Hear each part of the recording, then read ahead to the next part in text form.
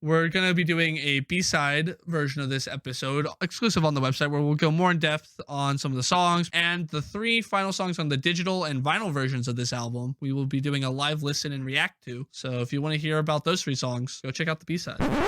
I've listened to Plastic Hearts by Miley Cyrus 84 times in the past 3 months. And I listened to it once yesterday. Wait a minute, that sounds wrong. Welcome to Spin It. It's a Connor Takeover.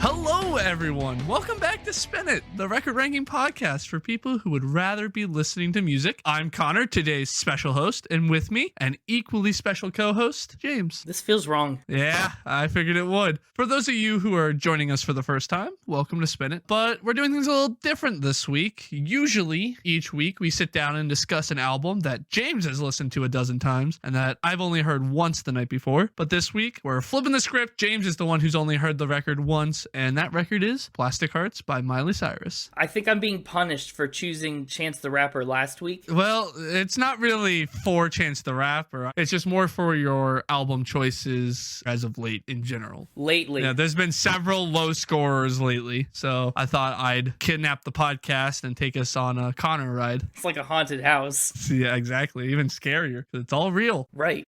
Yeah, I don't know much about what modern Miley Cyrus has been up to. You know, I've seen the highlight reel, Wrecking Ball and Party in the USA and whatnot, but even Wrecking Ball doesn't feel accurate to what this album is. I don't know much about modern Miley either until I discovered this album. Yeah, you're welcome for this one, by the way. Do you want to tell the people what brought you to this? So I thought long and hard about what album I was going to choose, and this is not what I expected to be bringing. I discovered this album 3 months ago after James introduced me to the artist Dua Lipa in episode 5 when we did Future Nostalgia. Go check that out. Shameless plug. Remember that? All our A1s since day ones. Remember the Dua Lipa episode. So that album has an extended edition in which there's a song that she and Miley did together, which also appears on this album, Plastic Hearts. And so I came over to check that album out, and I fell in love with it instantly. Yeah, he hasn't stopped talking about it, honestly, in weeks. So I'm not surprised this is the one he picked. Over the past 3 months since we did the Dua Lipa episode, I've listened to this album over 84 times. That's a lot for you who doesn't ever listen to any albums. I'm impressed that you kept count, honestly. I didn't really start counting until a week or 2 in when I realized I'd listened to it so many times that it would be an interesting statistic. And so that's why I say over 84, because that doesn't include the first week to 2 weeks of listen. So I could be pushing 100 by now. Wow, that's impressive. Yeah. Another reason I chose this album is that there are several moments in this album that mirror things that I've really zeroed in on in some of our past episodes. And so that's kind of a fun little thing I'll point out along the way. That's true. This album is full of Easter eggs of things that we've talked about in the past. I know, it felt fitting. Whether that's featured artists, people that did the cover art, people that wrote songs. I was like surprised at how much this album lines up with everything we've done over the last 20 episodes. It was kind of the perfect storm, and so that's why I inevitably went with it over something else that I've known way longer. Let's jump into talking about Miley Cyrus, shall we? We shall. But first, let's talk about Destiny Hope Cyrus, because that was Miley Cyrus's birth name. Oh, yeah, right. Before she was Miley. Before she was Miley Cyrus, she was Destiny Hope Cyrus, born to country music singer Billy Ray Cyrus. Yeah, I heard about that guy. He's got the achy breaky heart. Yeah, and this is called Plastic Hearts Connection. No, I think so. You know, a plastic heart's going to be way less likely to breaky. Yeah, you're right. Her heart might achy, but she's a little more sturdy.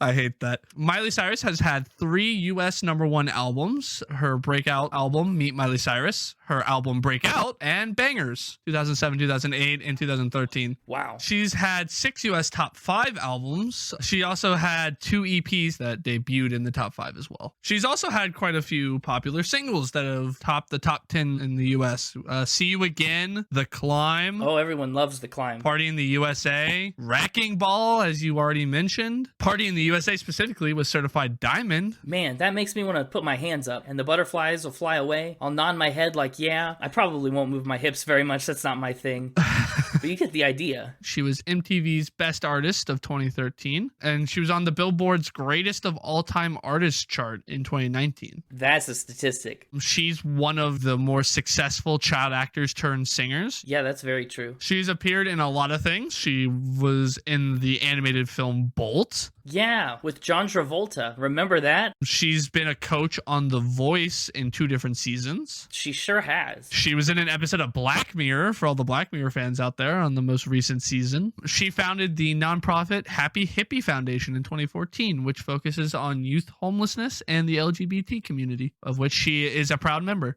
Oh, I didn't know she was a founder of that. Let's talk about the album, right? That's usually what you do next. That's usually the order of things. Tell me about Plastic Hearts. Plastic Hearts is her 7th studio album. It was released on November 27th of 2020. So this album is a year old tomorrow. Happy birthday, Plastic Hearts. I'm going to get you a plastic cake.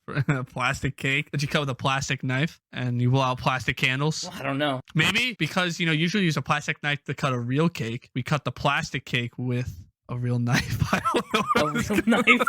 Are you cutting your real cakes with fake knives? I mean, a plastic knife is practically a fake knife. Okay. I mean, let's be real. You're not cutting much with that. No, yeah, okay, agreed. Anyway, yeah, happy 1-year birthday. This album, again, I'm not the genre guy. I classify it as a glam rock. I've seen it called just a regular rock or a synth pop. Glam rock matches kind of pop punky. Yeah. It was surprising. It was very much not what I expected from Miley Cyrus. And again, I've kind of been out of the Miley Cyrus loop for quite a while. Plastic Hearts debuted at number 2 on the US Billboard 200 and had 3 singles released off of the album: Midnight Sky, Prisoner, and Angels Like You, all of which did fairly well as singles as well. That's all I really have to say about the album from a top level view. We'll get into the tracks after a little bit of Factor Spin. You ready to take on the Mixtaper? Absolutely not. Actually, since this is your takeover episode, I think we should just shove you in the driver's seat. What? I do always play for both of us on the host's team, so I don't know. Maybe it's your turn. You really want me playing for you? Yeah, sure, why not? I'll take a step back. Well, I guess let's bring out the Mixtaper for another round of Fact or Spin. Hey, scoot over, it's me, the Mixtaper. Mixtaper, you're doing a different voice than normal. Yeah, well, I figured my normal voice sounds an awful lot like yours, coincidentally, just because we're roommates and your voice is the voice I hear a lot. So I thought that would be confusing, and I decided to mix it up. Trying to keep it less confusing for the listeners. I gotcha. Right, since it's an audio podcast. You sound a little bit like James. I feel like you're trying to throw me off here. Yeah, I'm getting in your head, playing head games. I guess we'll find out if it works. Let's do it. Let's do it. All right, are you ready? No. Good. I always am excited for a first-time Factor Spin player. Do you play this game often with other people? Is it not just us? What I do behind closed doors is none of your business. All right, well. My first fact goes way back before Miley was famous, back to when she was still Destiny. Are you ready for it? No. You're not ready for it. One of Miley's first jobs as a child was collecting bras. Man, you don't pull any punches for the newbies, do you?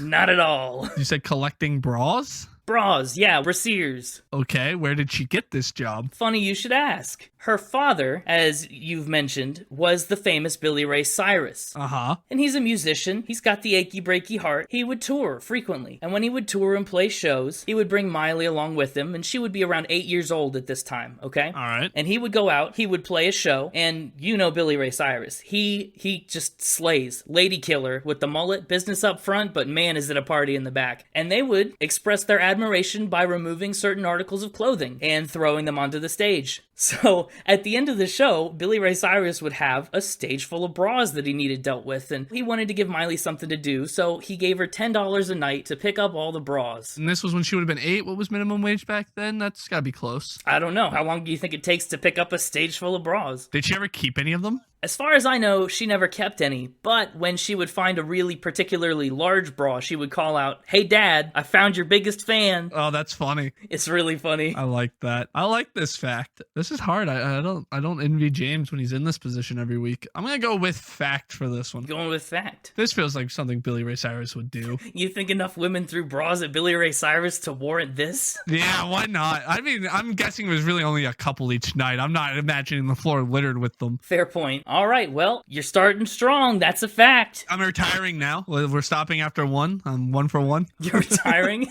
Nope, doesn't work like that. You're stuck with it. But I do feel a little bad that fact was so difficult and confusing. So I'm gonna mix it up a little bit for a next fact that might be easier for you, okay? If you're so concerned about me playing hardball. All right. Miley Cyrus played Hannah Montana in the hit Disney show Hannah Montana. But what you might not know is that she plays an uncredited character in the Disney-owned Marvel Cinematic Universe. Mixtaper? Yeah, just tell me. I figured this would be more of a fact for the audience because I thought you might have an idea about this. Mixtaper, you should know we're roommates. You know how much I'm a fan of the MCU. I know. You should have known I would know this fact. You watched this movie 6 times last week, but I couldn't let the audience not know it. Well, in that case, go ahead, fill the audience in. Let me fill the audience in real quick, and then you can lock in your trivial answer. It's fine. Miley Cyrus is in Guardians of the Galaxy Volume 2. She's the uncredited voice of the character Mainframe in the mid-credit sequence at the end of the movie. She only has one line. She says, "I miss you guys so much." And of course, there's a chance that the character might come up again in future projects. And there's not a 100% guarantee that Miley will stay the voice actress, but James Gunn said that she knew that was a possibility when she took on the role. So what do you think? Fact or spin? This is absolutely a true fact. Yep,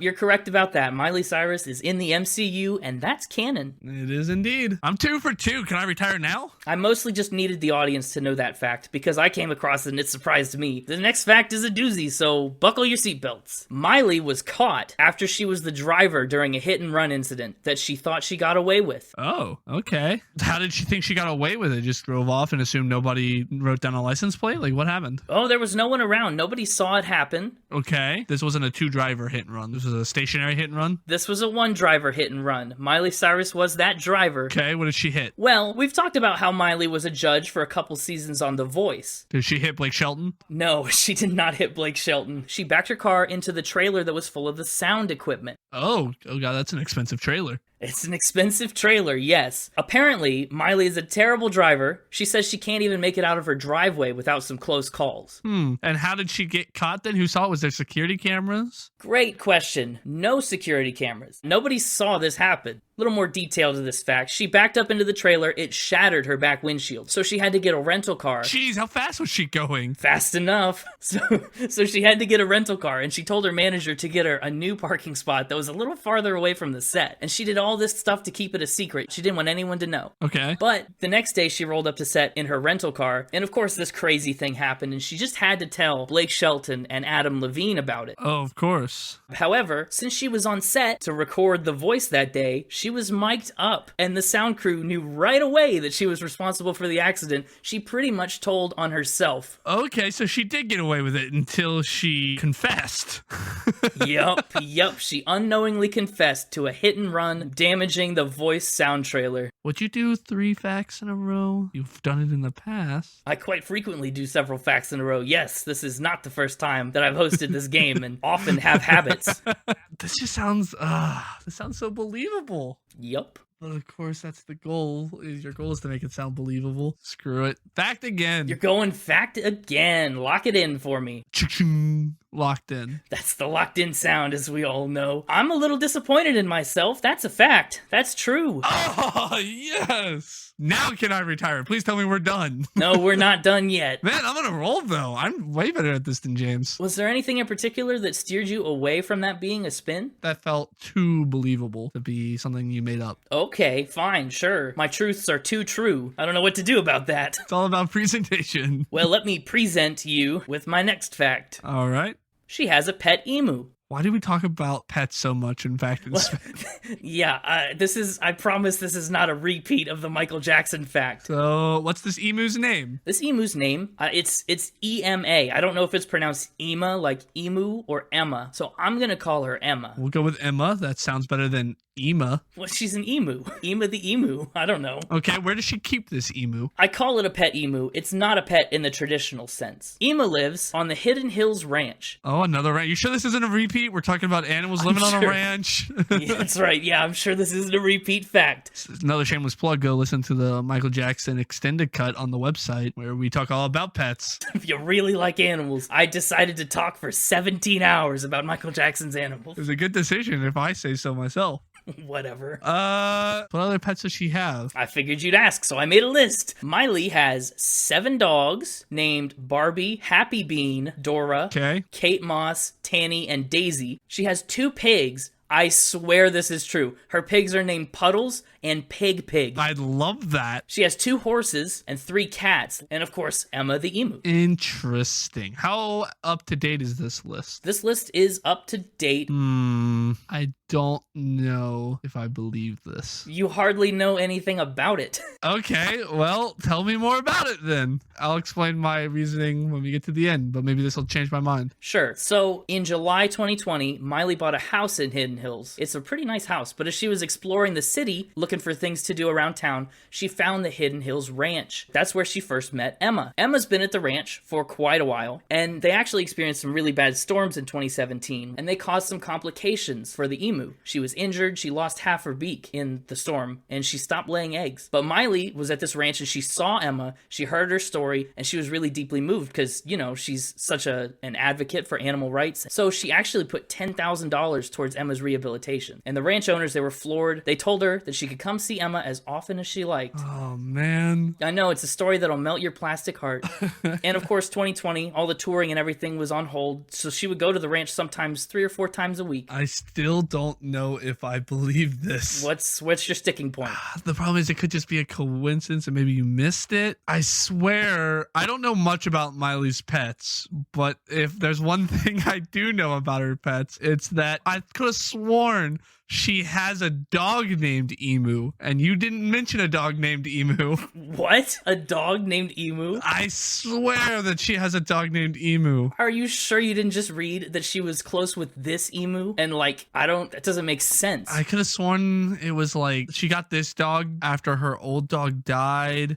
I don't know. I'm just going to lock in spin before I question myself too much. You haven't spun yet. Okay, you're locking in spin. You don't think Emma the emu is Miley Cyrus's pet emu? I'm not even 100% certain Emma the emu exists, but if she does, it definitely isn't Miley's. Locking in spin. Emma the emu 100% exists, and she is 100% not related to Miley Cyrus in any way. This is a spin. Yes! Miley does have an 8th dog named Emu, and that's where I came up with the idea. However, yes! All the other animals are real? All the other animals are real. Pig is real. Wow, I had no idea. I love Pig. Like I said, Emma the emu is real, and she really does live on the Hidden Hills Ranch. You can go sponsor her. Oh, that's great. Well, good job. You caught that one. I'm sad. I did a little bit of a deep dive into Miley's tattoos, and I'm fairly certain she got a tattoo of this dog. No. And that's why. Oh, no. Uh-oh, what's that mean? You got another... My next fact is that Miley Cyrus has a Teddy Roosevelt tattoo on her arm. Go ahead, lock that one in fact. And doesn't her ex-husband have the opposite one? Like the other part of the quote? As a matter of fact, he does. This is some garbage. I just want to point out, I did this deep dive back when I first found this album, not like coming into this episode. Before I even picked this for the episode, I did this deep dive. This is unbelievable. Again, a little more story for the audience then, since you already had this one locked down. It's a Teddy Roosevelt quote on her arm, and it says, "So that his place shall never be with those cold and timid souls who knew neither victory nor defeat." Basically, it's a quote that says, it's better to try and fail than to just be lame. All right, well, you're on the cusp of the first host perfect week. I would love to be the first host to go perfect. Are you ready for my last fact? Kind of want to miss it on purpose. I feel like I don't want to deal with salty Mixtaper for the next week if I get this right. Uh-huh. Yeah, that's your problem with this. Why don't you just tell me the answer and I'll do the opposite? No can do. My last fact, man, my fingers are crossed that you absolutely missed this. Miley was kicked out of school, but she's not sure if it was for teaching kids how to French kiss or for for stealing her teacher's motor scooter. What? How does she not know? How can she not know? That beats me, but that's what she says. This was kicked out of like her school, like when she was a kid, or did she go visit a school and do this? This was her school. She went to a religious school, so that kind of stuff was a big no-no. Sure. Stealing is a big no-no in most places. I believe this was her late elementary or early middle school, although I couldn't find an exact date. Middle school's about the time kids would be learning how to French kiss. Yeah, and committing Grand Theft Auto. Well, to be clear, when I say stealing a motor scooter, I'm talking about like an electric wheelchair, not a Vespa or anything like that, which is even worse if you ask me. Yeah, it kind of is. I'm evil, and I would never do that. So, like, her teacher was handicapped, and she stole the wheelchair. To my understanding, that's about how it went down. Again, that sounds like something that a middle schooler would do. Middle schoolers don't necessarily act with the best reasonability. Let's see, you've only done one spin. Do you only do one spin in 5 truths? Or, no, this is probably a spin. But do I want to get it right? I'm going to lock in true. You're going to lock in true that she got kicked out of school for stealing a scooter or French kissing and does not know why. Yep. This is absolutely devastating. That's true. What? No. Yeah, No. that's the first 100% host win. And I admit, I served you up some softballs with the Marvel Cinematic Universe, and apparently the tattoo question was a non-starter. So I don't know how much it really counts. Nope, it counts. No, none of these technicalities. You know what? I didn't mean to do this, but now that it's happened, I'm absolutely taking credit for it. I cannot believe it. I went with true because I thought for sure this was false, and I didn't want to do the perfect week. Livid. I'm livid. This is ridiculous. Some of these facts, if I had told these facts to James, he would have believed none of them. Listen, Mixtaper, I know you like I know myself, all right? Maybe that had something to do with it. Yeah, we have the same brain. That's We really just think so much alike. I'll see you in 53 hours. Don't talk to me. Yeah. So stupid. What just happened? Okay. Congratulations on a really good week. You're welcome. You know, I played for both of us. We got our first victory over the Mixtaper, 100%. We got 100% right there. Go us. I know that I always root for you. I just was hoping to see you have more of a tough time with Factor Spin. For some reason this week, Well, it's because, you know, you usually have a tough time and you didn't want me to just come in with a breeze. Maybe the Mixtaper took it easy on me because we're roommates. Yeah, maybe that's it. I wanted you to commiserate with me and understand what I go through all the time, and he wasn't up to the challenge. Well, maybe I'll do this again some other time and he'll have another shot to best me. I'm sure he's looking forward to it. So before we get into the actual songs, it's time for some album art, right? That it is. The album art for Plastic Hearts was photographed by Mick Rock, who is widely known for his work with artists like Joan Jett and Debbie Harry. Yeah, Mick Rock took the picture for Joan Jett's I Love Rock and Roll cover, so you can see some similarities in it. Shameless plug, go check out our episode on Joan Jett. Yeah, it's very, well, this version that we're looking at is very pink. Yep, the normal cover has a pink filter over a picture of her. There are other copies out there with a black and white and a full color version, but the standard one is all pink and black pretty much, which I feel like fits this glam rock, punk rock vibe that she's got going. Yeah, I guess it's fitting. Her shirt has the word censored printed on it, which is a bit meta. I like that. It's kind of meta because absolutely nothing on this album is censored, hence the parental advisory sticker in the bottom left corner. Yeah, I don't know. It's just a picture of her. Not a lot going on. Yes, it is just a picture of her. Well, that pretty much covers the album cover. Perfect. Now we can get into what I've been dying to talk about, the songs. A couple things before we get into the first track about my analysis of these songs, okay? Because this is the first time I've had the privilege of listening to it many times, 84 to be exact. So to me, I kind of blended these songs into one cohesive story, okay? They're not necessarily meant to do that. Now, hold up. Are you telling me that you took this non-concept album and you made it into a concept album? Because I will lose my flipping mind. If you tell me Dark Side of the Moon got a 7 and you're making Plastic Hearts into a concept album. I'm not saying that, but I'm also kind of saying that. I don't understand, but I'm willing to hear you out. You've just railed on concept records and you've been sitting on this for months. But the difference is this isn't a concept album, right? I just found found kind of a nice thread that ties all the songs together and kind of expanded upon that story in my own head. Okay, so we're about to get Connor's headcanon. Yeah, to me, this is a story of the protagonist who's had a messy breakup, and this is their journey after that experience and how it shapes them emotionally. Okay. Which kind of tracks with what this album actually is. This album as a whole, a lot of these songs are inspired by Miley Cyrus's 3 previous exes. Yeah. Specifically, her ex-husband, Liam Hemsworth, her ex-girlfriend, Caitlyn Carter, and her ex-boyfriend, Cody Simpson. And so I kind of expanded upon that common thread and tied them all together like they're all from the same person's point of view. Yeah, that all makes sense. So I'll point that out along the way as we go too. And with that, let's jump into the first song, WTF Do I Know? I don't know. What do you know? I know that I'm better at factor spin than you. That's a low blow. This song was a surprising one for me. Honestly, I had obviously no idea what to expect when I pushed play on this record, and I was pretty hooked on that bass right away. It's a captivating way to start a record. Yeah, this is a great opening song. It gets your heart pumping, sets you up for kind of what to expect on some of the other songs across the album, and really lets you know that this is rock and roll Miley Cyrus, not country Miley Cyrus, not pop Miley Cyrus. This is rock and roll Miley Cyrus. Yeah, pretty unmistakably. For me, this is where our protagonist's journey begins. This song kicks off pretty immediately after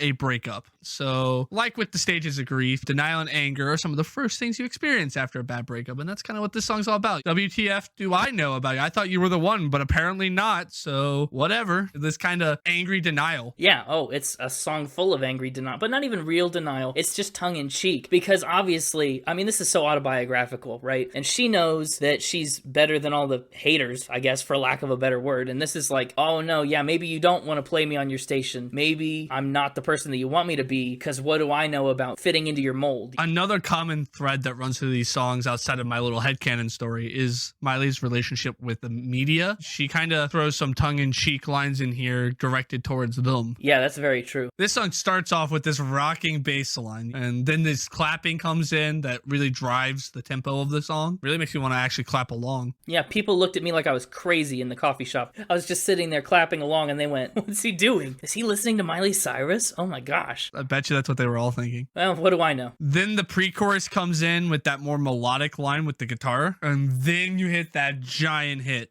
Yeah, the chorus was like boom pow, it was pretty big there. One of the lines that I love in the first verse, or that pair, I guess, that relates back to exactly what you talked about, like her relationship with the media. I'm completely naked, but I'm making it fashion. Maybe getting married just to cause a distraction. I'm just doing things that people will notice and talk about. Absolutely, she's known for her more risque outfits. She said in an interview that, quote, once I came out on stage and I came out and was in full Marc Jacobs dress, completely covered, and all they wrote was, Miley is boring. No matter what I do, I'm either boring or a promiscuous woman, but that's not the word she used. Right. She's very fed up with the media's portrayal of who she is. Right. That pre-chorus, it's just so good. Yeah, it does pick up. I really liked this song, and am I fully being you? If I were fully being you, I would put this one in my top 3. Yeah, you beat me. I think that's a good idea. You should be me. Pick your top 3. Okay. Yeah, then I'll put WTF Do I Know in my top 3. All right. I am glad I don't have to pick a top 3 this week because I don't know if I could do it. I could pick a bottom 3 and that's about it. Everything else would be in top 3 territory. One last little pair of things I wanted to point out about this song too. I like the line, trying to see the stars through the new pollution. Think that I'm the problem? Honey, I'm the solution. That's a great line. It's a big energy line. It's one of the better lines on the entire album, I thought. And then another thing that I wanted to point out, not because of it on this song, but because I'll probably reference it later, is the way that they cut out before the second chorus. That was pretty nice.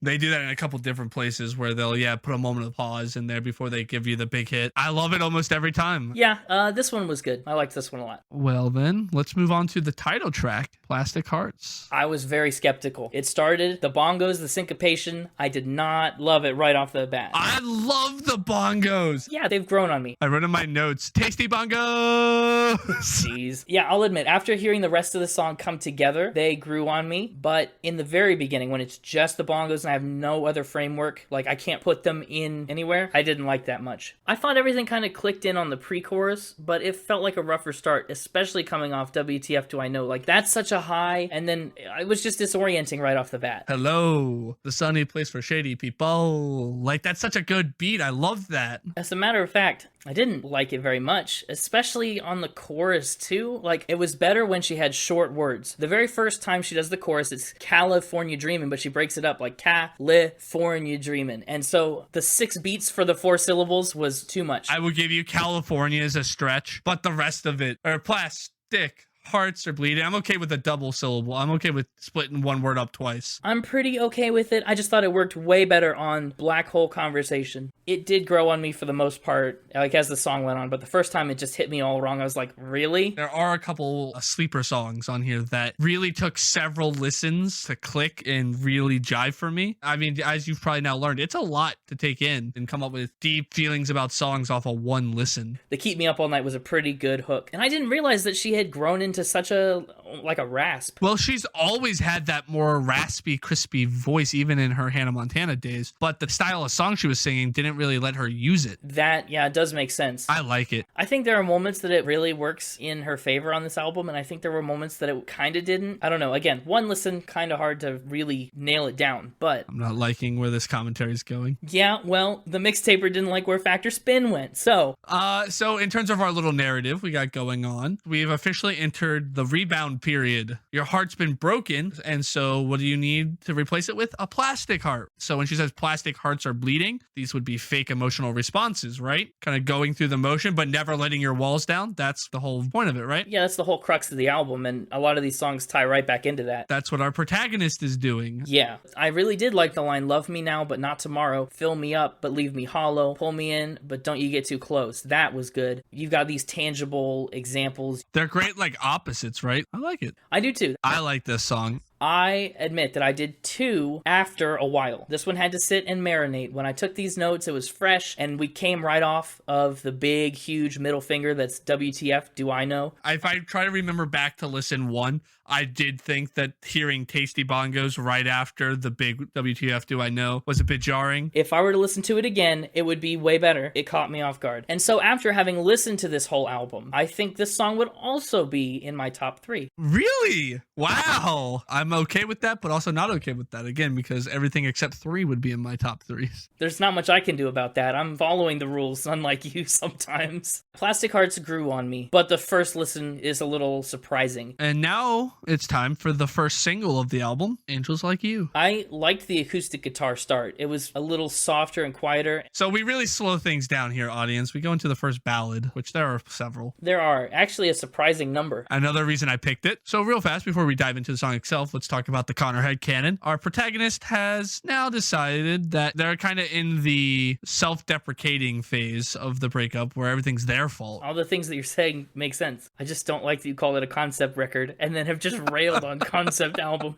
This is really actually kind of a sad song again. She's kind of really putting herself down in this song. Yeah, a little bit. I would say a lot. A lot, but it's in a different kind of way than someone like Anthony Green would have done it. This reminded me a lot of Anthony Green. Honestly, was one of the threads I was going to talk about that connected us back to previous episodes. Was Anthony Green was the king of self-deprecating songs and not feeling good enough, and that's exactly what this is. It's true. The whole chorus is because they say that misery loves company. She's saying she's misery, and she's dragged him down to be with her. Right. This is absolutely in the thematic realm of Anthony Green. Yeah, I guess it just felt more direct. I didn't love the way that we rolled right into the line, everyone says I look happy, and we put the stress on the wrong syllables. I was not a big fan of that. I love that. It's the middle of everyone and the first part of happy that I just don't like. I disagree with that completely. I, in my notes here, have that the ending of the verse, where they go into the everyone says, and she goes up and then cascades down as she's bouncing on these syllables. I love that. I like the melody of it. I don't like the words that she chooses to put there. It was one of my highlights of the song. Can't believe we disagree on that.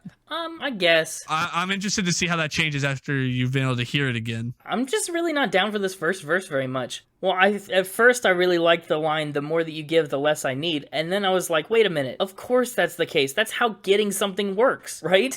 The more that you give me, the less I need. there's continuous need for things. Like that's how a relationship works. Like it's not like, oh, you've given me your love, I never need it again. It's a continuous need, but not in this case. In this case, the more love that this person's giving, the less she needs that love. She's almost pulling away, right? Well, sure. You're taking it too literally and you're trying to make it bad. No, I'm not. Get out of here. What about the chorus hit? Lyrically, the chorus is leagues above the first verse. And the cherry on top is the hook. Angels like you can't fly down here with me. That felt really good. It was a very complete, concise, like that's an emotional chorus. And I just didn't think the verses were quite strong enough to support it. That'll be a common thread. I'm gonna disagree. Fair enough. That'll be my common thread. Disagreement is your common thread. Welcome to my world. What do you think about the post-chorus? I'm everything they said I would be. Like, it's, again, very self-hating. That's what's funny because it undermines everything in WTF Do I Know. It's one of those things like WTF Do I Know is supposed to be like putting on a good face. Yeah, sure. And that's why I think it's clever that that's the first song and not Plastic Hearts that sets up the theme of the album. Because everything after WTF Do I Know is like, but here's how I'm really feeling on the inside. Yeah, I mean, that does make good sense. And what even plays into that is the line in the later verse, pretend that it's fine, a little more hurt won't kill you. I like that a lot. Yeah. And then, again, just to point it out, we have the one last big chorus and then a nice soft little tag at the end. One of the first times she does it, by far not the last. I like it. Get out of here. I'll kick you off this episode. Okay.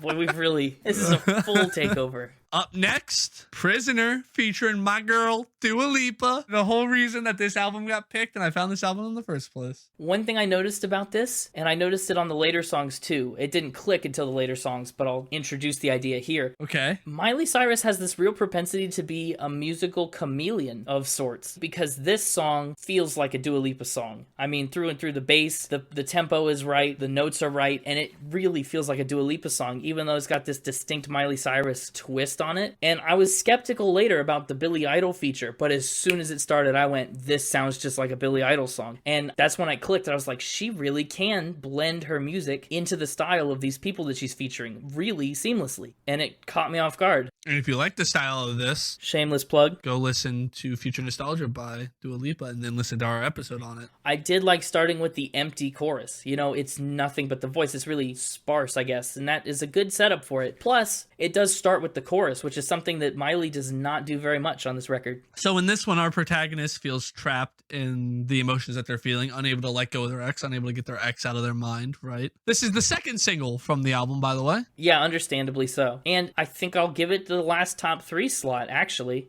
Whew, knocking all the top 3 out of the way. You do get one Jamesable mention.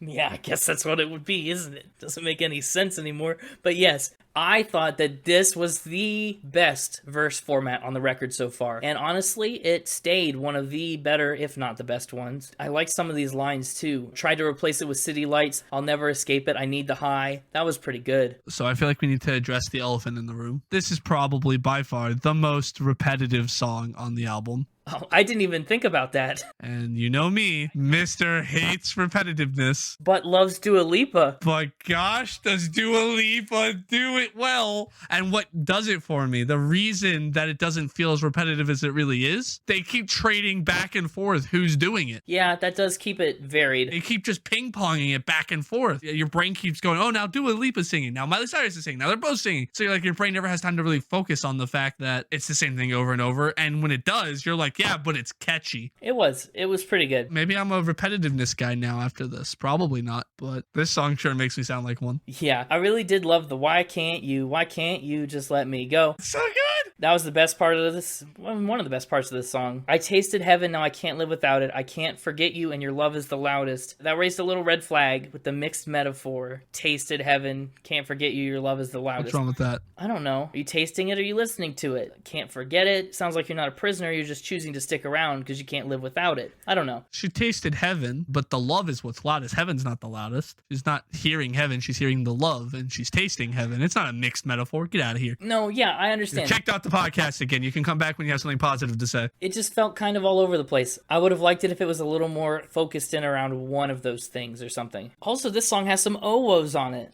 Yeah, it does. That was my next note. Was that another thing that I've loved in previous albums that shows up on this one? We got some oboes. The oboes make their glorious return as well. It's true. This track was really quick and clean, I think, and the main idea was really simple. Yeah. The instrumentation kind of just felt like we did just enough to make this get stuck in your head. So it's memorable, but this song just didn't feel very, full, if that makes sense. I don't think it needed to be full. This was just the fun, catchy pop song. It's perfect just the way it is. Don't ever say anything negative about Dua Lipa again or you're kicked out of the fan club. I know. Well, that's also, admittedly, it's kind of Dua Lipa's thing. It felt like Don't Start Now. Just that was the kind of energy that it had. Give me what I want and say positive things only about these songs, all right? See what I did there? Transitions are hard. Up next, track 5, Give Me What I Want. Give me what I want. So this will be the first song on the album that would go in my bottom 3. Interesting. It was not my favorite either. I'll own that right away. It's a bit flat for me. You talked about the last one not feeling full or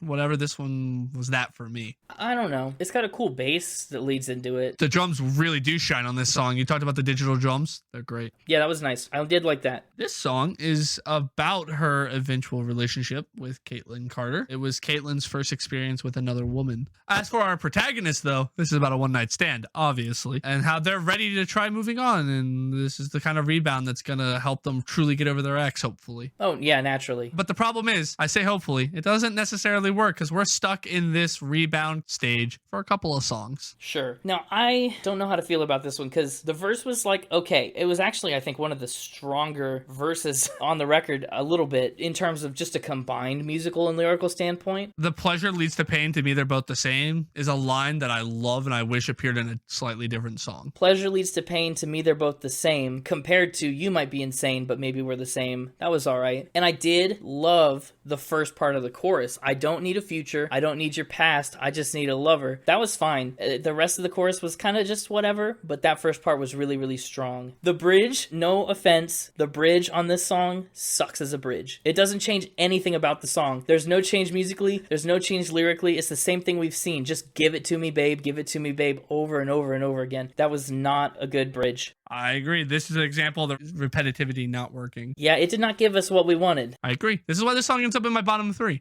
Well, up next, you teased it earlier, the Billy Idol feature, Night Crawling. Yeah, again, I was really skeptical about Billy Idol being on this track, but then I wrote, it's a great day for a Billy Idol feature.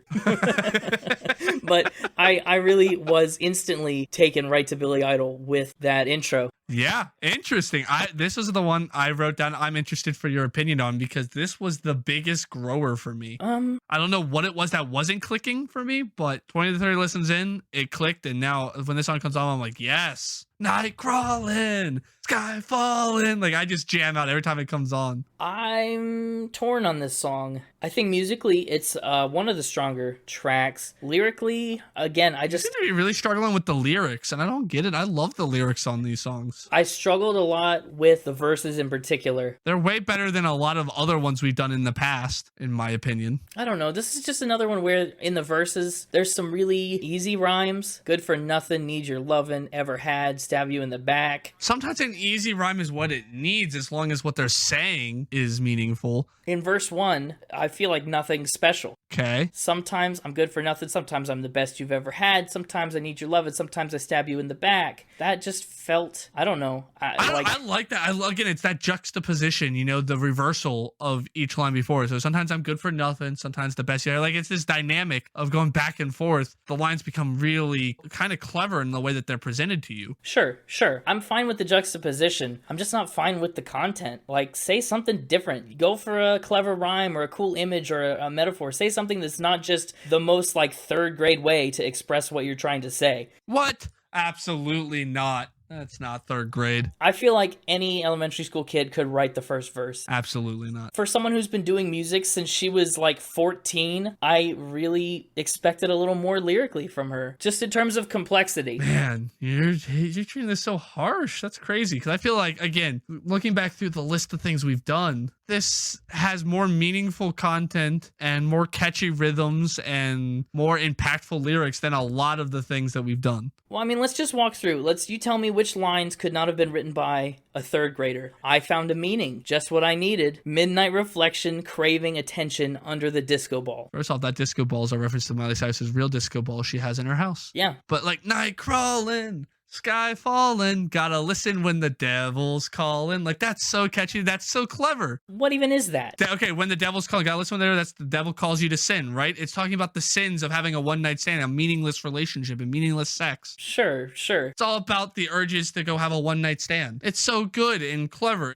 Can't shake it, I'll taste it. When it's yelling out my name, I chase it. That, again, just a really simple, like, you couldn't have thought of a better way to say that? The taste of sin, can't shake sin. You're going to go after it. You're going to run after it. Yes, it absolutely works. Billy Idol's verse is cool. Billy Idol's verse is great. This song, I did think the verses musically were stronger than the chorus, which is totally backwards for most of this record. And I don't know, at the end of the day, I was just whatever on Nightcrawlers. If it's a grower, it hasn't grown on me. Up next, the last of the 3 singles released for this album, Midnight Sky. Midnight Sky was cool. I kind of got 80s vibes from it a little bit. So this is one of the songs that has a different version of it on the bonus track. Yeah, this is a bonus track at the end of the record. Yeah, it's the superior version of the song. I know you haven't heard it yet. Oh. And so every time I hear this song, I want it to be the other song. And so this song goes in my bottom 3 specifically because of that. Interesting.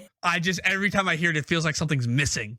Real fast, check in with our protagonist of my little headcanon story. We're deep in the nightlife, we're out partying. We're having a good time. We're still there. Right, like we said we would be for a while. This is that while. I thought the verse was really strong. It was pretty good. And the way that she sped up at the end of phrases was really refreshing. The pre-chorus was good, but I felt like this is when I started to really notice. Every time we go into one, it pulls back like it does in this song. Every single pre-chorus is the same wash and fade back a little bit. And then we hit the chorus bigger. It's a formula. It's the same formula, but executed differently the majority of the time. There's a couple that are the same, but they're executed differently. It felt executed pretty much the same, I felt like. No, I would disagree about that. On this one, I thought the chorus didn't feel very different from the verse, which was nice enough because, like I said, this is one of the stronger verses. The intensity doesn't change. I'm going to fundamentally disagree with you. Don't get me started on you being okay with the intensity not changing. This whole album is a contradiction. It changes. I'm just missing a lot of these lyrics, I think. A lot of these are a miss for me, too. I don't get what you're hating with the lyrics. What's wrong with the lyrics?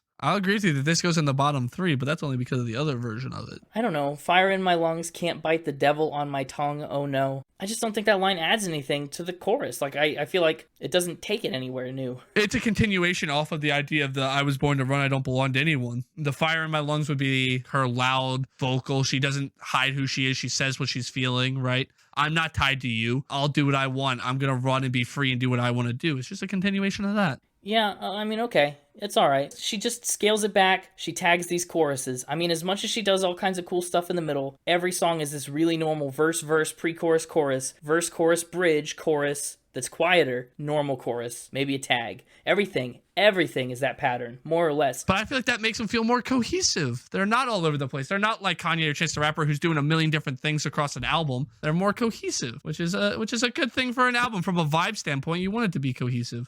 Yeah, but I don't want it to be boring. One of the notes that I put after I'd listened to the entire album was that if you gave me a verse and a chorus from one of these songs, I could lay out the entire song for you like 85 to 90% just based off of a verse and a chorus, because you know exactly how it's going to sound nearly every time. This is our most disagreed upon episode, I think. It's close. It feels that way. It's shaping up to be. I feel like every song we're disagreeing. I don't know. This was another one that wasn't bad, but it just kind of flatlined for me. Up next, Hi. Hello. We're slowing it back down. Another great ballad, in my opinion. Checking in with our protagonist. This song, they're lonely. They're hit that point. They're tired of all the just meaningless hookups. They're like, all these meaningless relationships I'm having aren't as good as what I had with you, and I'm missing that, which tends to signal that we're almost over the hump. I did like the guitar synth combo on this one. This is one of those moments where I felt like, like I said, her voice and like the edge to it serves her really well in a lot of spots. This song being quieter, slower like it is, it was one of the spots where it was less suited for the task. Not that she sings it poorly. What? No. I think that gives it a interesting tone to the song. Again, it's another sad, self-deprecating song, but I think it gives it some sort of raw, guttural energy to it, you know? She's like singing this raspy, slower voice. I really like the tone it gives this song. It gets better when you add in the extra vocals on the chorus. It helps round out the sound. But in the very beginning, when it was just her, I was like, oh, I did like that hook. You know, I did my best saying goodbye, and I don't miss you, and I don't know why I still feel high. That was pretty strong. Again, she's great at writing a catchy chorus, filling the chorus with decently good lyrics. I just never feel like the verses are with it. The verses are simple, but they're there to set up the story that the chorus is then going to punch you with. Yeah, but I wish the verses had a little more of the punch and a little less of the boring exposition stuff. You know what I mean? This is coming from the guy who loves it when they tell a good story throughout a song. You're doing the opposite of what you normally do too, and that's what this is. The verses have to be exposition-y in order to set up the story properly. I'm fine with exposition. It's just the verses don't support the choruses well enough most cases on this album. I'm disagreeing again. I did like verse 2 better. You know, that was a little stronger. Dancing to the record like a movie scene. This whole song is nice. I did like this song, but it did feel out of place musically on this record. This one felt way more like Hannah Montana Miley and much less like Wrecking Ball Miley, which is kind of where I would put the rest of this record. This song, Angels Like You and Hate Me, all felt like in the same wheelhouse. And so I don't think it felt out of place at all because, there was 3 songs on the album that matched it. Thematically, it fits. This song's all about the high of a past relationship. Talking about high like it's a drug. Yeah, but it's about more than that. Can we talk about the way that she sings the goodbye and the whys? The very gospel-y, high chorus sound that you hear. Sure. Like I said, the chorus on this one is exceptionally strong. Because you knew where it was going. As soon as you hear it hit the word goodbye, and then it just builds from there, the anticipation for the hit of I still feel high. This song was just so much chorus. We get the chorus situated in our heads after the first or second time, but then we just get so many repeats and refrains and tags of it.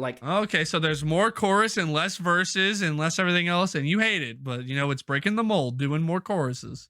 Okay, no, it's just a lot of choruses, and it's not just this song. She does lean into what she does best. Well, she can't win. It's just like the media, She dresses in no clothes, she's a promiscuous lady. If she dresses in too much, she's boring. If she does too many choruses, she's boring. If she doesn't do enough different stuff, you're just all over the place. What? No, doing too many choruses is still not doing different stuff. I mean, the choruses are the strongest. But it's different than the rest of the album. You said the album was too formulaic. She breaks them, does more choruses in a song, and that's different from the rest of the songs. It's not. It's the ending with the chorus tag that's really the final kicker on every song, and that's just where it gets to be a lot. She can't win. She absolutely can, and she does in a lot of places. I really think you're honing in on the more critical things and ignoring some of the more positive things. Because that's what you're focusing on. You'll say, oh, this was good, but then here's this list of things I hate. You're presenting it from a negative light this entire time. On one listen, it's much easier to identify the things that I go, oh, I didn't resonate with this, or this is bothering me, or this or that. And now you know how I feel when I shred things but still give them decent scores. I just hope you still give it a decent score.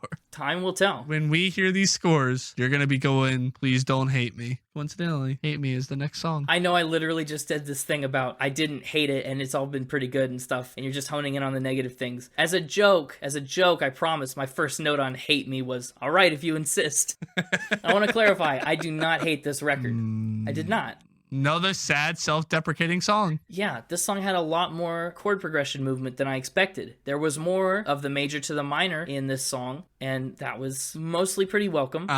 Feel like I can't say anything critical, but I mean, this first verse, I want you to pick out the part that couldn't be written by a third grader. Go ahead, you can say it's all my fault. If it still hurts at all, I thought one of these days you might call when you were feeling small. I did say earlier when you were hating on it, there were times that it felt a little lackluster, but that wasn't one of them. This was one of them. This is one of the worst lyrical sections on the whole album. I had higher expectations, and I was a little bit bummed. Did you see that? You know who else has high expectations that she can't possibly meet? Everyone in her life, the media, constantly trying to set these unreasonable expectations.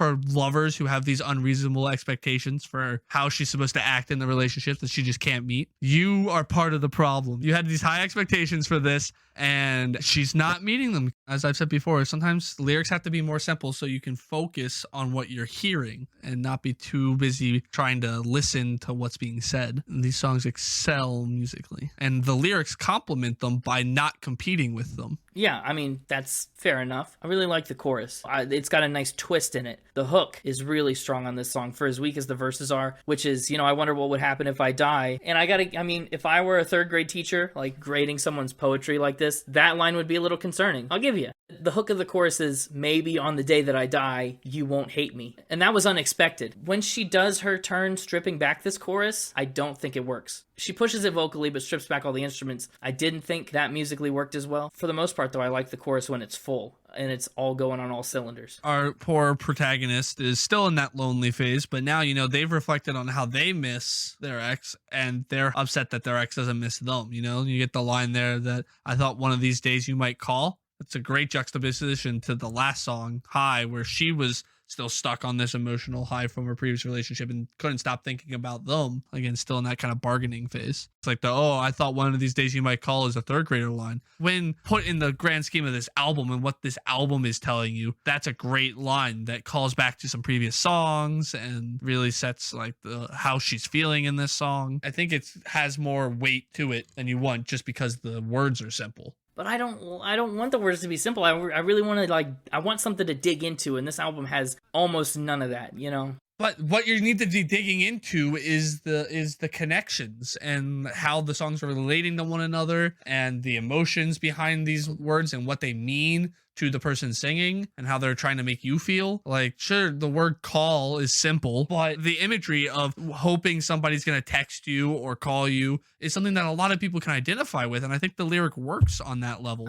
Yeah. I don't know how else you would get that thought across without using the simple word call. Plenty of ways. Plenty of ways. Listen, this is not a unique emotion, and it's in plenty of other songs. It's just not, like, the execution is lacking. I disagree. I don't. I have like the exact opposite thoughts on everything on this album. Usually we have the opposite thoughts and come to the same conclusion. It sounds like this is the record that's finally, we've had opposite thoughts and hit opposite walls. Like I said at the beginning, all that bad karma coming back to bite me. And that's our next song, Bad Karma, featuring Joan Jett. Shameless plug, go listen to that episode. Yeah, Bad Karma. My first note on this one was, And I wanna just say, okay, if Chance the Rapper is eligible for his do-do-do-do-do's, this song, Joan Jett regains the lead and retakes the trophy with Absolutely. I absolutely agree that the uhs overtake the do's and the title changes hands yet again, but I believe it should go to Miley Cyrus. I mean, it's her song. Well, sure, yeah. I just mean Joan Jett can't escape the repetitive award. Joan Jett's a part of it, yeah. I think it's Joan Jett's name is on the award for having won it. It's like the Joan Jett Spin It Repetitive Award. So Miley Cyrus has the Joan Jett Spin It Repetitive Award? Yep, that's how it works. I'm willing to settle on that. Great. And again, just to re-emphasize, she's great at this musical chameleon style where this sounds like a Joan Jett song, which again, I mean, that's a very Joan Jett kind of idea where she took all these cover songs and made elements of them her own, or even wrote her own songs in the style of older songs. It was impressive then, and it's impressive now. This is the other song that rounds out my bottom three and could be a take it or leave it song. Are you kidding? If there wasn't a better song, this would get a Jamesable mention. Really? I liked this song. The thing I don't like about this song is all the uh-uhs. Oh, that makes sense. That tracks. Yeah, no, I didn't care for all the uh-uhs. They were weird and felt out of place. They do. I didn't care for all the moaning. Now, the moaning does pay off on the chorus when you get to the I'll think about it later, kiss me bad karma, It does. I just, even still, 84 listens in, struggle to get past the uh-uhs, The bridge, one of the better bridges on the record. I think the rhythmic shift was really cool. It was different. The bridge goes, I don't give an F. I don't believe in luck. I do what I want to do. Yeah, it's good. And it goes more hard. Other notes I have on this, we got to check in with our protagonist, of course. So the protagonist has decided to try to move on, start dating again, but they're not in it. Their heart's not in it. They still have that plastic heart shielding them from really emotionally committing to this new relationship. Oh, I do like where this is going. I like where this story is going into the next song. That's pretty good. You ready to move on? We're nearing the end of the normal episode.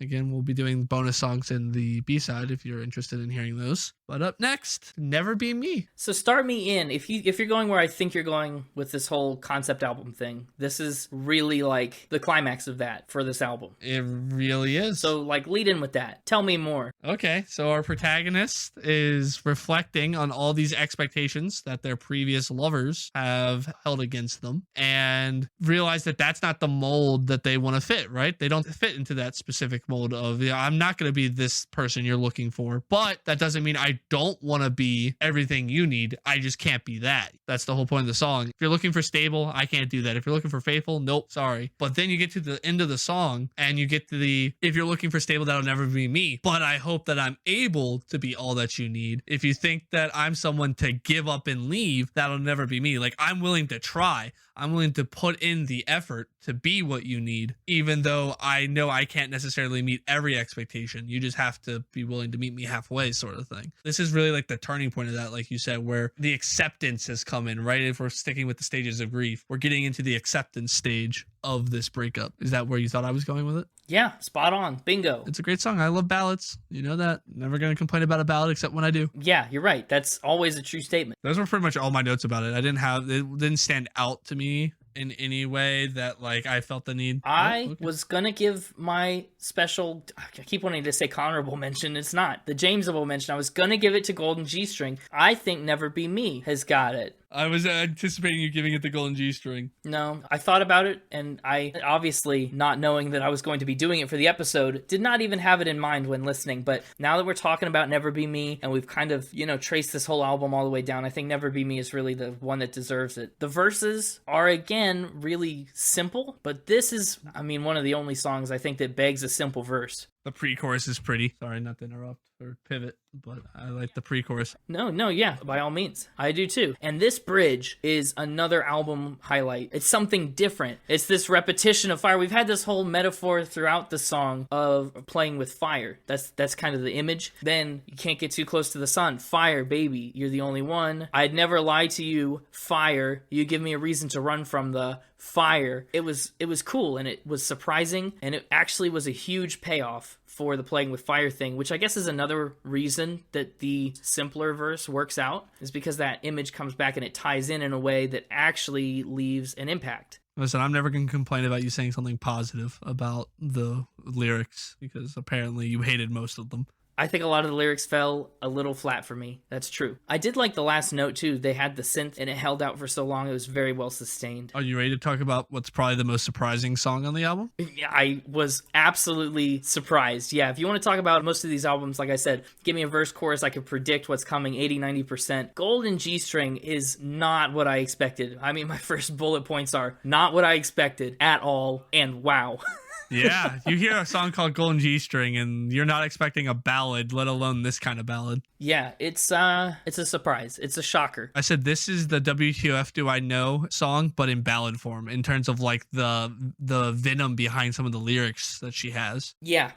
Some of these lyrics pack a punch. This song for me really sums up a lot of what this album's talking about. Most of the album had this sort of, relationship related message. And so, this track zooms out a bit and points a finger at the media who has been following and commenting on all of this. Throughout all these this public divorce and these public breakups, the media's been there going, oh, it's all Miley's fault. This is what you get when you act a certain way, kind of rhetoric that she points out that the media loves to say about her. This is her moment to kind of zoom out and say, yeah, I was thinking about all these relationships that I've had recently. And one common thread throughout all of them is the way that I've been portrayed through it all and how it's affected me. And I don't like it. Yeah. It's personal. It's personal in a way that doesn't isolate her from the audience. In fact, I think it does the opposite. Yeah. And I think it's a great closer because, again, it wraps up all of those ideas, but yet still in kind of a unique way. It's not just summarizing, it's reflecting. Yeah, actually, that's one thing that I really like about it. It's much more long form reflective, if that makes any sense. This is actually, for being a song that I liked more and that surprised me, I didn't have a ton to say about this one, which is surprising. This is the kind of song I expected all the way through the album, and it was kind of a surprise that this was the standout and not the norm. So to wrap up our protagonist as well, I mean, our protagonist goes to the same place that Miley herself went to with this song, and the protagonist has grown tired of the public life and all the criticism it brings, and so they're just gonna focus on themselves and learn to be happy themselves with their own image and how they feel about themselves and not worry about what other people think. I think that's a good fitting place for our protagonist to end. They've still never actually put their real heart back on the line, and that's okay. I'm glad the album didn't take it there. I kind of would have liked that little bit of closure, though, or at least that new horizon. No, at least it open-ended. I think this song is a good, positive, open-endedness. Until we get into some of the bonus songs where my thematicness is going to come back. It comes back in the bonus tracks? Wow. Only in one of them. See, I'm okay with it, a good open-ended concept album, and maybe, I guess if I understood the record in that way, I would like it a little better, but I just don't and didn't. I hope on your next couple of listens you think of my headcanon as you listen, and maybe you'll identify with it a little more. I'll keep that in mind. I mean, it seems to be pretty, like, it holds up. There's some albums where you're like, most of these songs fit, but there's an outlier. It seems like all of these do fit the mold. They could follow a narrative thread.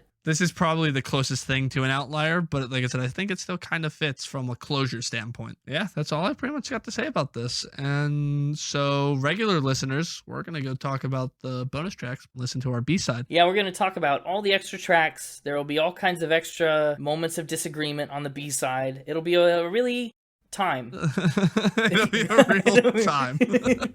It'll be a fun time. I like the B-side cuts. Actually, I consider the B-side cuts canon over the normal cut. No offense. Oh yeah, absolutely. We're gonna jump cut to final spin for you guys and go. Jump cut back in. Hello everyone, we're back. I really did enjoy this album. I had a lot of critical things to say, I guess, but again, on a first pass, that's mostly just what jumps out at you. I agree. And I know I was really ripping on you for ripping on it, but I understand the position you're in. Also, this is your first time in the driver's seat, so I understand. Yeah, it's my first time in the driver's seat. I understand your plight too. It is hard to focus in on the really good things or really dive into what's being said in the themes of the album when all you can do is really take each song as you don't know where it's going yet. You don't know where it's going to end up. Yeah. You don't know how it relates back. There's so much complexity you can't get off of a single pass. I have to take it as it comes. It was an experience. For clarification, I did score it before listening to any of the bonus tracks. Those are not included in the score, but they will be included in your official ranking that you give a month from now when we check back in. Yeah, sure. When the time comes. Now, I feel like I should go first for final spin since I'm in the driver's seat, right? Yeah, that's the way that it usually goes, sure. All right. Musically, that's probably the strongest category on this album. I think musically, Miley Cyrus has this way of constructing a bunch of cohesive songs that sound different. For music, I'm gonna give it a 100. Okay, no, now hold on. No, I'm kidding. That was a joke. I think I'm gonna give music I've never done this before. A 93. 93, okay. See, it gives you more room to disassemble, to deconstruct the album when you rank this way. I don't like having that room. I like being able to just go, it's a 9, I'm done. Uh-huh. Lyrically, you ripped on it a lot, and it's not as strong as the music. It's not. No, that's true. But, man, it doesn't have its moments. 84 listens really lets you, like you said you brought the shovel and you tried to dig and there was nothing to dig. 84 times gives you a nice, shiny titanium shovel that will let you get down farther than you thought it could be. Dude, no, you brought the flippin' bulldozer. You bought the power construction equipment and the drills. You're fracking. You're all over the place. You're fracking plastic hearts is what you're doing. And so I'm gonna give lyrics just flat 90. A flat 90. That's not very low at all. It's worse than the music, but still pretty darn good. Okay. The instrumentation and production is what rivals the music for me. I think it's produced really well. Again, the instrumentations that were chosen, the tasty bongos, I loved them. The clave showing up, that was great. I'm going to give instrumentation and production a 91. A 91. Oh boy. And finally, that brings us to vibe. Again, the headcanon, the flow flow from song to song. And so I'm going to give Vibe a 92. Yeah, okay. And so, I don't know. I'm not used to this. Squirrels, do you have a number for me? Yeah, well, we sent your scores off to the math department. The math department came back with a 92.7 from you. 92.7. I don't like that. That feels low. That feels low. If you put this album where you've just ranked it onto my list, it ranks number 35. That sounds right. 92.7 from you. Wow. What about you? Tell me your simple score and wacky unit to go along with it. I don't know. At the end of the day, I'm not quite sure how much of an impression this left after one pass. It's hard to say. And, that's not to say that it didn't leave an impression, but I'm also pretty fresh out of it. So I don't know yet. It's interesting. It's weird to be in this position. So I think my score is going to be a cool 7 out of 10. I refuse. No, absolutely not. I'm riding in the streets. A 7? Yeah, I think it's a 7 from me. If I were going to give it an out of 10 score, that's where it is. But honestly... You're off. I'm riding in the streets. But I feel like a 7 doesn't accurately represent my feelings about it. I want my old method back. Yeah, I mean, it sounds like you're not happy with my score. I'm not happy with your score. You want to just abandon this whole thing and flip back? Flip back. We'll flip back at the end. Yeah, just give me a quick rundown of your numbers and what the math department says they are. Yeah, sure. The quick rundown, I'm giving music an 83. Okay. Pretty strong musically. Lyrics, I just can't. I can't get past a lot of it. Lyrics are getting a 74. 70s. Yeah, I understand, but also, come on.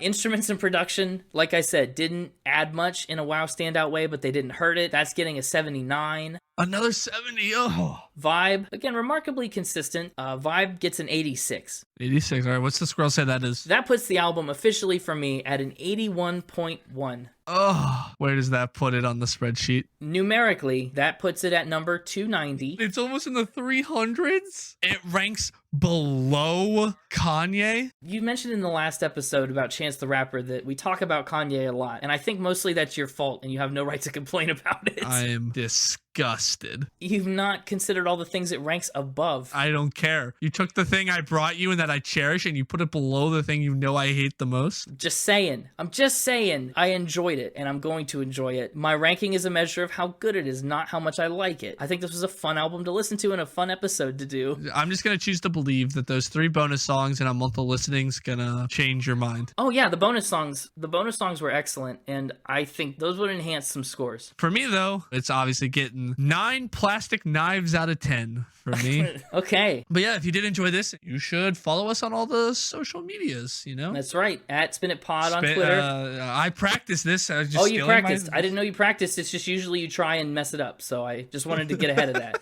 I'm sorry. Run back into it. Keep spinning. No. I got this. I can do it. Follow us on at Spin It Pod on Twitter. You got it. At Spin It Pod Official on Instagram. Yes. Check out our website, www.spinitpod.com. He's doing it. Find those inner gold blooms. Eat that pumpernickel bread. And we'll see you next time on another regular episode of the Spin It Podcast. And until then, keep spinning. Keep spinning. Great job. When did you look back and notice that I wasn't running alongside the tricycle with you anymore? It's okay. Deep breath. You did it. We made it to the end. We made it to the end. You don't have to do it again for a while. Never again. No, don't say that. This was fun. You crushed me. No, I enjoyed the album. I liked it.